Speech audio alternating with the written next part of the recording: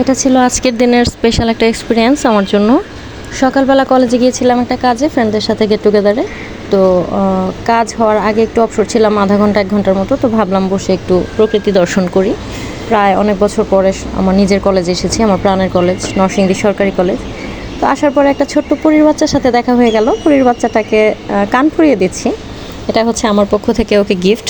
কান ফুরিয়ে কানে জিনিস পরিয়ে দিচ্ছি। তো ওর নাম হচ্ছে ছোঁয়া, ও ক্লাস 3-তে পড়ে। তো আমরা গল্প করছিলাম বসে বসে, দৈনন্দিন জীবনের ছোট বড় নানান ঘটনা শেয়ার করছিলাম, আমার সাথে ও আর ওর সাথে আমি। তো কান ফোরানোর পরে ওর হচ্ছে খুব ভালো লাগছিল, ও বলছিল ওর বিভিন্ন গল্প আমার সাথে শেয়ার করছিল। তো আজকের দিনের আমার ছোট্ট বন্ধু ছোঁয়াকে কান ফুরিয়ে দিচ্ছি। তো ভাবলাম এই মোমেন্টটা আপনাদের সাথে শেয়ার না করলেই না। তো কান ফোরানোর মেশিনটা মানে আমার সাথেই ছিল। ফরচুনেটলি আমি হচ্ছে আমার একটা ক্লায়েন্টকে কান ফোরাতে যাচ্ছিলাম। তো সাথে মেশিনটা থাকার কারণে ওকে হচ্ছে আমি কান ফুরিয়ে জিনিস পরিয়ে দিলাম। তো ও বলছে যে আমার এত খুশি লাগছে, আমি বাসায় গিয়েই আম্মুকে বলবো। তো যাই হোক, ও হয়তো অনেক বড় হয়ে এই ভিডিওটা কোনো দিন দেখবে, বা আমাদের এই মেমোরিটা ওরও মনে হবে, আমারও মনে হবে। ওর জন্য সবাই দোয়া করবেন। ও 3য় শ্রেণীতে পড়ে, বাচ্চা মেয়ে, খুব মিষ্টি একটা মেয়ে, একদম দেখতে ইরানি বাচ্চাদের মতো লাগছিল। ওকে আমার খুব ভালো লেগেছে, ওর সাথে অনেকক্ষণ সময় কাটালাম, নানান ধরনের গল্প করলাম। তো ওর ফাংশন শেষ করে আমি গেলাম হচ্ছে ইফতারের জন্য 300 ফিটের দিকে। নরসিংদী থেকে ঢাকায় আসছি, পথিমধ্যেই আমার ইফতারের টাইম হয়ে গেছে। তো ইফতার করার জন্য আমি আর আমার ফ্রেন্ড যথারীতি যার সাথে আমি আসা যাওয়া করি, সে হচ্ছে বললো যে আজকে আমরা একটা সুন্দর রেস্টুরেন্টে ইফতার করি। তো আমরা 300 ফিটের ডিউড্রপ রেস্টুরেন্টটাতে গিয়েছি। এটার আউটলুকটা খুবই সুন্দর ছিল এবং ডেকোরেশন অনেক বেশি ভালো ছিল। ছবি তোলার জন্য, ব্লগ করার জন্য এবং ভিডিওগ্রাফির জন্য এটা খুব পারফেক্ট একটা স্পেস।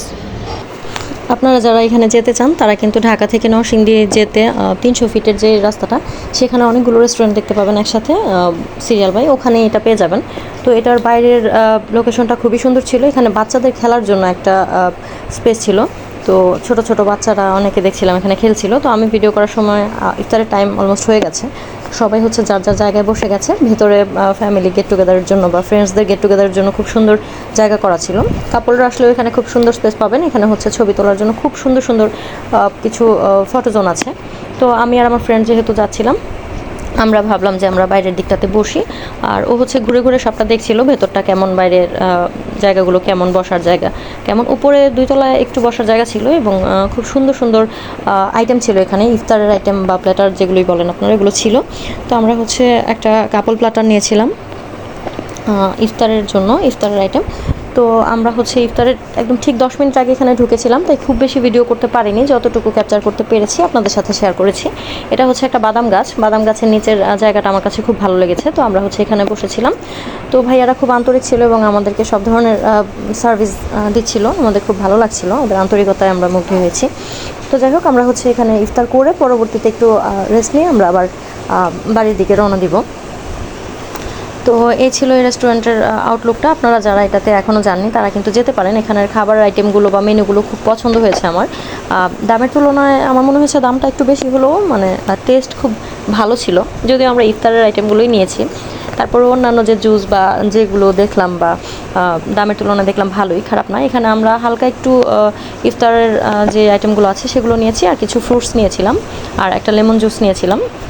এই প্লেটগুলোর দাম ছিল 350 করে, আমরা 700 টাকার আইটেম নিয়েছিলাম। এখানে ও হচ্ছে বলছে যে কোনটার টেস্ট কেমন বা কোনটার প্রাইস ইন্ডিভিজুয়ালি কেমন। তো আমরা দুজন হচ্ছে ইফতার করার পরে আবার বাসার দিকে রওনা দিব, যেহেতু সন্ধ্যা হয়ে গেছে। তো খুব বেশি দেরি করব না, ইফতার করেই আমরা আবার রওনা দিব।